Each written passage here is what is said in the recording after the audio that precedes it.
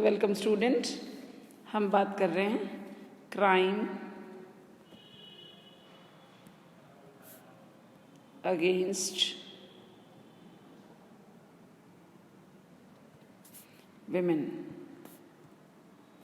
महिलाओं के विरुद्ध अपराध पर हमारे प्रीवियस लेक्चर्स थे, जिसमें मैंने आपको बताया कि किस तरह से from the birth till death और हर एक स्फेयर, जीवन के हर एक स्फेयर में उनका किस प्रकार से जो है शोषण होता है, उनके साथ क्राइम होता है।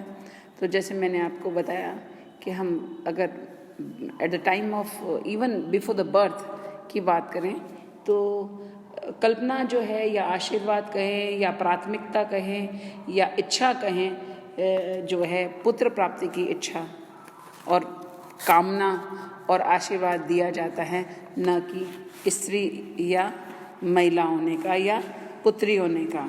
उसके पीछे बहुत सारे रीजंस रहे होंगे, उस पर हम नहीं जाएंगे, मगर यहाँ जो है भेदभाव जो है जन्म से पहले शुरू हो जाता है।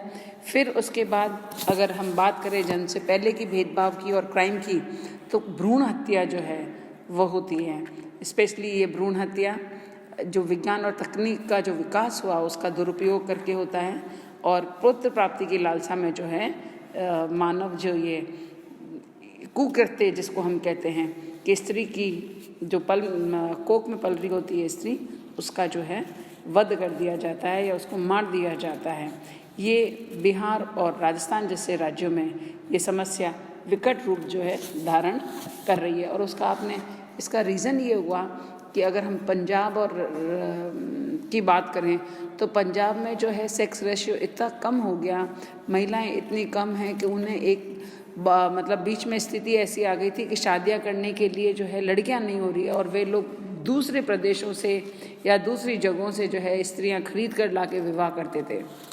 तो ये भ्रूण हत्या का एक बहुत डरावना जो है इफ़ेक्ट है जो आप देखने को मिल रहा है कि इम्बैलेंस होने की वजह से क्या और दूसरे सारे क्या प्रभाव जो है समाज पर पड़ते हैं।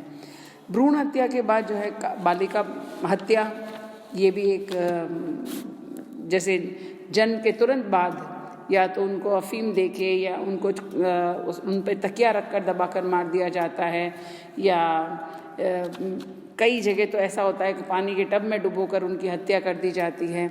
बिहार राज्य में किए गए एक सर्वे में ये उजागर हुआ था कि कन्या के जन्म पर मेहतर को कुछ पैसा देकर उस नवजात कन्या शिशु को मरवा दिया जाता है। और ये जो है इवन हालांकि अभी तो ऐसी स्थिति नहीं है, मगर फ्यूडल्स टाइम की बात करें या जो सामंतवादी युग है उसकी बात करें तो उस समय इस प्रकार की जो है प्रथा बहुत ज़्यादा प्रचलित थी। कन्याओं का क्रय विक्रय किया जाता था। छोटी छोटी लड़कियों को जिनकी एज जो है वो एडोलेसेंट की नहीं होती, 18 साल की नहीं होती है, उनको 5,000, 10,000, यहाँ तक कि 20,000 में जो है उनको लड़कियों को जो है बालिकाओं को जो है बेच दिया जाता था। और जनरली इनको बेचा जो है वो वेश्यावृत्ति की तरफ जो है वो के व्यवसाय में जो लिप्त करने के लिए इनको बेच दिया जाता था। बाल वेश्यावृत्ति भी कराई जाती थी बच्चों को, छोटी छोटी अब वो नन्ही बालिकाओं को जो है का उपयोग वेश्यावृत्ति के धंधे में किया जाने लगा। एक बच्ची का जीवन संवारने से पहले ही जो है बिखर जाता था। सामाजिक, धार्मिक और सांस्कृतिक परंपराएं रूपी स्वीकृति की आड़ में एक बड़ा समूह बाल वेश्यावृत्ति के कार्य में लिप्त था। और ये ज़्यादा जो है महाराष्ट्र, कर्नाटक के वसावी समुदाय, उत्तर भारत के नट और गांधारी समुदाय, मध्य प्रदेश के बेड़िया देहीदर समुदाय में बाल वेश्यावृत्ति का बहुत ज़्यादा प्रचलन है। भारत में देवदासी प्रथा का भी प्रचलन है, वह भी बाल वेश्यावृत्ति का एक रूप है। फिर बालिकाओं का शोषण जो है वह होता है। और जैसे कि जब मैं आपको इसके बारे में डिटेल में बता रही थी तो कैसे जो है अपने लोग का मतलब है उसके स्वजन, उसके परिवार, नातेदारी, रिश्तेदार, इनके द्वारा भी जो है उनका यौन शोषण किया जाता है। बाल विवाह होता है, ये हमारी परंपरा है, और इस परंपराओं को जहाँ कन्याओं को अपने शरीर और मन और आत्मा पर अधिकार नहीं होता है और सारे कानूनों को दरकिनार रखते हुए आज भी जो है हमारे यहाँ बाल विवाह होते हैं। बाल विवाह means a marriage before the age of 18, 18 साल से कम आयु की जो है में जो शादी हो जाती है। पिछड़े इलाकों की बात करें और राजस्थान, आंध्र प्रदेश जैसे राज्यों में बाल विवाह का प्रतिशत जो है सबसे ज़्यादा था। और आज भी जो है राजस्थान की अगर बात करें तो यहाँ पर अक्षय तृतीया जैसे मौक़ों पर बाल विवाह बहुत होता है। कार्यस्थल पे जो है, वर्किंग प्लेस पे जो है, जहाँ वो काम कर रही होती हैं, वहाँ पर भी उनका जो है प्रताड़ना या शोषण होता है। और कामकाजी महिला का 50% शोषण उनके कार्यस्थल पर होता है। एक सर्वे में ये पता कराया कि किस तरह से उन पे छेड़छाड़, छीटाकसी, आरोप प्रत्यारोप घटनाएं कार्यस्थल पर खूब घटित होती रहती है। और अधिकांश महिलाएं जो होती है उसको चुपचाप बदनामी के डर से जो है इनको सहती रहती है और कोई आवाज़ नहीं उठाती है। फिर जो है क्राइम अगेंस्ट वुमेन जो है वो बहुत जिसे कहना चाहिए विधवा, परित्यक्ता और बांझ औरतों की स्थिति है ना, इनका भी बहुत ज़्यादा शोषण होता है। और शोषण एक तरह के उनको जो है पशु के समान जो है। और जैसे मैंने आपको कहा था, राजस्थान की बात करूँ तो यह सामंतवादी जो युग था, उस युग में विधवा स्त्रियों की स्थिति जो है वो बहुत दयनीय होती थी। सामाजिक धार्मिक मान्यताएं, रूढ़ियाँ, परंपराएं एक विधवा महिला को अभिशप्त जीवन जीने के लिए जो है बाध्य करता है। यदि कोई महिला के बच्चे को जन्म नहीं दे पाती है तो अधिकांश लोग उसे किरकिरी निगाह से, या हम ये कहें कि बांझ पुत्र या पुत्री या बच्चे संतान नहीं उत्पन्न होने का जो सारा कारण जो है या जिम्मा जो है वो स्त्री पे ही ठहरा दिया जाता है। उसे शुभ कार्य से दूर रखा जाता है और सारा दोष जो है वह स्त्री को ही, पति का कोई दोष नहीं होता है। अगर हम देखें और बांझ स्थिति की या छोड़ी हुई महिलाएं जो होती हैं, उनकी ना तो उन्हें ससुराल में अपने पति के घर पे सम्मानजनक स्थिति होती है और ना ही उनके पिता के घर पे। तो उनका जो जीवन जो होता है बहुत दयनीय जीवन होता है। विधवा, परित्यक्ता और बांझ औरतों के साथ जो क्राइम होता है बहुत सारे, चाहे हम खाने से ले लें, चाहे हम उनके मानसिक शारीरिक रूप से उनको बहुत ज़्यादा प्रताड़ित किया जाता है। सपोज़ जैसे अगर कोई कपड़ा पहनना चाहे या कहीं जाना चाहे या अच्छा खाना खाना चाहे तो ये भी जो है उनसे एक तरीके से मतलब सेकंड ग्रेड सिटीज़न भी नहीं, थर्ड ग्रेड सिटीज़न भी नहीं, इवन पशु के समान जो है उन्हें समझा जाता है। घरेलू हिंसा का शिकार होती है महिलाएं। स्त्री जाति जो है उन पे जो हिंसा या क्राइम जो होता है वो एक सिक्के के दो पहलू है। स्त्री है तो कहीं ना कहीं उसका कभी ना कभी जो है उसके अगेंस्ट में क्राइम होता है, चाहे वो शिक्षित हो चाहे वह अशिक्षित हो या घरेलू महिला हो। उच्च वर्ग में भी जो है ऐसा नहीं है कि ये चीज़ें जो है निम्न वर्ग में होती है, ये चीज़ें उच्च वर्ग में भी पाई जाती हैं। उच्च वर्ग में भी मारपीट, पीड़ा से पीड़ित अनंत महिलाएं बाहर आकर मुस्कुराने के लिए विवश हो जाती है कि उन्हें लगता है कि वे अपने पिता या पति या रिश्तेदार नातेदार की जो है इज्जत का ख्याल रखने के लिए या घर परिवार की बात को बाहर नहीं लाने के लिए वे अंदर मार खा के भी बाहर आके मुस्कुराने का प्रयास करती है। जो क्राइम अगेंस्ट वुमेन है उसमें बाल विवाह और उसके साथ साथ डाइवोर्स, जिसे हम विवाह विच्छेद या तलाक जो कहते हैं, वो भी एक बहुत बड़ा रीज़न है। ये भी क्राइम, इसको भी हम क्राइम की श्रेणी में ही रख सकते हैं। क्राइम की श्रेणी में हम इसलिए रखते हैं इसको क्योंकि स्त्री जो होती हैं, कई बार ऐसा होता है कि जो तलाक जो होता है उसमें स्त्री का कोई दोष ही नहीं होता है, क्योंकि उसको कमोडिटी के रूप में वस्तु के रूप में उसको माना जाता है। तो तलाक जो है, जिसमें हालांकि अब तो ऐसा है कि स्त्री और महिलाएं भी जो हैं वह अपनी इच्छा से या किसी के साथ नहीं रहना चाहती है या विवाह बंधन में नहीं बंधना चाहती है तो वो खुद तलाक दे सकती हैं। मगर तलाक जो है जनरली बहुत सारे कारणों से होते हैं। पहला, अगर मोटे तौर पे हम इसको दो भागों में बांट सकते हैं, पर्यावरण संबंधी कारण और दूसरा व्यक्तिगत संबंधी कारण। एनवायरमेंटल कॉज में या पर्यावरण संबंधी में परिवार के भीतर और परिवार के बाहर। तो परिवार के भीतर जो होते हैं वह है भूमिका संघर्ष, जैसे उसका सही ट्रीटमेंट नहीं होता है या निर्धनता होती है या उस पर जो है फिजिकल असॉल्ट भौतिक प्रहार किया जाता है या परिवार की संरचना इस प्रकार की होती है कि उसको प्रॉपर सारी चीज़ें नहीं मिलती है, अवैध संबंध होते हैं या आयु की के दोनों के बीच में जो आयु में अंतर है वो बहुत ज़्यादा होता है या वो किसी क्रॉनिक डिजीज़ से पीड़ित होते हैं। और परिवार के बाहर के जो कारण हैं वह दहेज है और वाइफ वर्किंग जो कैरियर है, पत्नी का कामकाजी पेशा होना। तो जनरली देखा गया है कि हमने जो परिवार के भीतर के जो कार्य है, भीतर के मतलब जैसे निर्धनता होना या फिजिकल असॉल्ट होना या फैमिली स्ट्रक्चर होना या अवैध संबंध होने, इस कारणों से विवाह विच्छेद बहुत कम या नहीं के बराबर होते हैं, जबकि डाइवोर्स और वर्किंग वुमेन का कैरियर जो है इसके कारण ज़्यादा होते हैं। और इससे भी ज़्यादा अगर मैं व्यक्तिगत संबंधी पर्सनैलिटी संबंधी की बात करूं तो उनके कारण तो बहुत नहीं के बराबर होता है। तो ज़्यादातर जो है परिवार के बाहर के कारण जिसमें दहेज वगैरह, ये बहुत बड़ा रीज़न है तलाक का।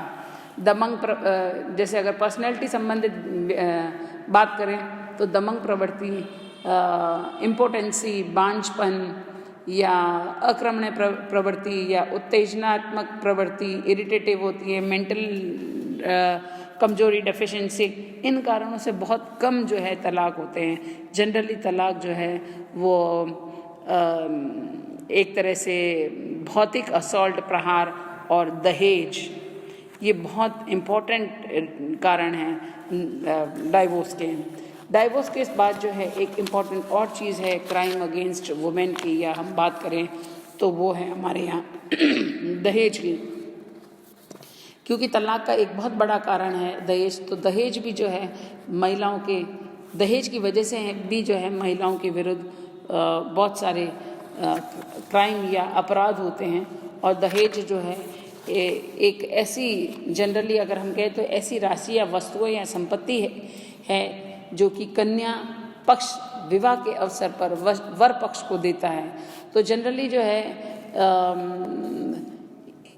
अगर मैं इंडिया की बात करूं तो एक क्राइम इन इंडिया 2008 के अनुसार अगर बात करें तो हर 75 मिनट में एक दहेज हत्या का अपराध होता है। दहेज के नाम पर देश में 7026 वधुओं की हत्या की गई है। आंकड़ों के अनुसार अकेले उत्तर भारत में 2222 महिलाएं की हत्या कर दी गई, जो कि कुल संख्या का 1/3 से ज़्यादा। महाराष्ट्र में भी मुंह मांगा दहेज न मिलने के कारण 371 बहुओं को जला दिया गया या उन्हें आत्महत्या करने के लिए मजबूर कर दिया जाता है। पूर्वोत्तर राज्यों की बात करें तो मणिपुर, नागालैंड, मिजोरम पिछले 4 सालों के दौरान में दहेज हत्या का मामला नहीं हुआ है, क्योंकि जनरली यहाँ पर मातृसत्तात्मक परिवार भी पाए जाते हैं। मातृसत्तात्मक वो परिवार जिसमें माताएं जो है, या role of women is more important in than family as compare to patriarchal society. Patriarchal जो है पितृसत्तात्मक, जहाँ पिता या हम ये कहें जो चाहे हम इकोनॉमिक पॉइंट ऑफ व्यू से लें चाहे इनहेरिटेंस पॉइंट ऑफ व्यू से लें, नाम जो है पिता का चलता है। मोटे तौर पे अगर मैं 1998 से लगाकर 2008 तक की अवधि की बात करें तो हर 29 मिनट में एक बलात्कार, 15 मिनट में एक छेड़छाड़, 23 मिनट में एक अपहरण, 75 मिनट में एक दहेज हत्या का केस हो जाता है। महिलाओं के प्रति अपराधों का वर्ष जो है 2008 में 1,95,856 केस दर्ज हुए, जिनमें आधे से कुछ अधिक अपराध 75% केवल 5 राज्य मध्य प्रदेश, उत्तर प्रदेश, महाराष्ट्र, आंध्र प्रदेश और राजस्थान में हुए हैं। शेष अपराध जो है 20 राज्य अन्य। तो इसका मतलब ये 4 जो इम्पोर्टेंट स्टेट्स हैं उनमें बहुत ज़्यादा महिलाओं के विरुद्ध अपराध हुए हैं। अब हम बात करते हैं थोड़ा सा जो महिलाओं के विरुद्ध जो अपराध हुए हैं उन अपराधों में। पहले जैसे मैंने आपको कहा जैसे हमारे यहाँ बलात्कार, अपहरण, अप्रवर्तन, दहेज, हत्या, घरेलू हिंसा, छेड़छाड़, यौन शोषण, लड़कियों की खरीद फरोख्त, अनैतिक व्यापार निरोध, अश्लील प्रदर्शन, दहेज उन्मूलन, सती निवारण एक्ट। अब ये बहुत सारे जो है अपराध की प्रवृत्ति है और हम 1999, 2000, 2004 और 2008 के आंकड़ों को देखें तो बलात्कार जो है 21,467 हुए, अपहरण 30,261 हुए, दहेज के कारण हत्या जो है 2008 में 8,172, घरेलू हिंसा महिला उत्पीड़न 59,589, छेड़छाड़ 40,413, यौन शोषण 12,214, लड़कियों की खरीद फरोख्त जो है 67, अनैतिक व्यापार 9,747, अश्लील प्रदर्शन अब आजकल बहुत ज़्यादा हो रहा है 7,000। आप देखिए आंकड़ा 1999 की बात करें और ये 2008 की बात करें कितना ज़्यादा जो है। और जबकि ये घरेलू हिंसा की बात करें तब भी इतने थे और आज भी इतने ही हैं ऑलमोस्ट। दहेज की बात करें तो दहेज पहले भी बहुत ज़्यादा था और आज भी कम नहीं है ना। आप अगर हम देखें तो ये महिलाओं के विरुद्ध जो अपराध का जो आंकड़ा है वो बड़ा ही है, कहीं भी कम नहीं हुआ है। दहेज की बात करें तो दहेज इतना कानून और इतनी जागरूकता फैलने के बाद भी 6,106 ये जो आंकड़ा हमारे सामने ये इस चीज़ को बताता है कि crime against women is in spite of various efforts made by the government and the NGOs, even the policy framers, इन सब के प्रयासों के बावजूद भी जो है महिलाओं के विरुद्ध अपराध बहुत ज़्यादा बढ़ गए हैं।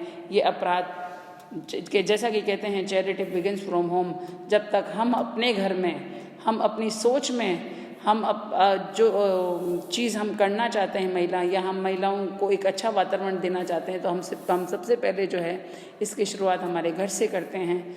घर से करेंगे without making any discrimination between the girl and the boy in our family. और ये जो है चीज़ें जो है आगे पास ऑन जो है, चाहे वो वर्क प्लेस पे हो या चाहे हमारे सोशल लाइफ में हो या कल्चरल लाइफ में हो, हम उनको बराबरी का दर्जा देंगे तभी कहीं जाके इस पर अंकुश लगाया जा सकता है। Thank you.